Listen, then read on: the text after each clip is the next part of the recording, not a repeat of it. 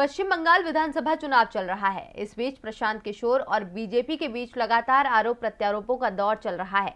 पिछले दिनों बीजेपी ने प्रशांत का एक ऑडियो जारी करके उन पर निशाना साधा, तो अब प्रशांत किशोर ने बीजेपी को लेकर ऐसा दावा किया जिससे देश के लोगों की चिंता बढ़ गई है। तो क्या कहा है प्रशांत किशोर ने, देखिए इस रिपोर्ट में। पश्चिम बंगाल में विधानसभा चुनाव अपने आखिरी दौर में पहुंच गया है। अब तक 223 सीटों के लिए मतदान हो चुका है, तो वहीं अब केवल 2 चरणों का चुनाव बचा है।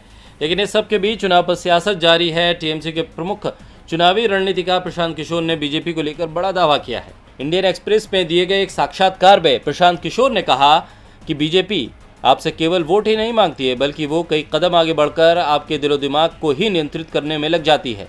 आपके खान पान, रहन सहन जैसी चीज़ों पर लगाम लगाई जाती है। इसी वजह से पार्टी हानिकारक है।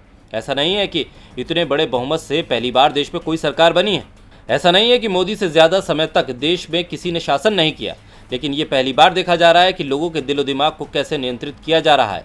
बंगाल में बीजेपी के जीतने के बाद वन पार्टी वन नेशन की अवधारणा सच हो सकती है।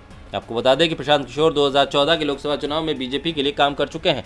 ऐसे में बीजेपी को लेकर उनका ये दावा कहीं ना कहीं गंभीर सवाल खड़े करता है। डीबी लाइव की रिपोर्ट।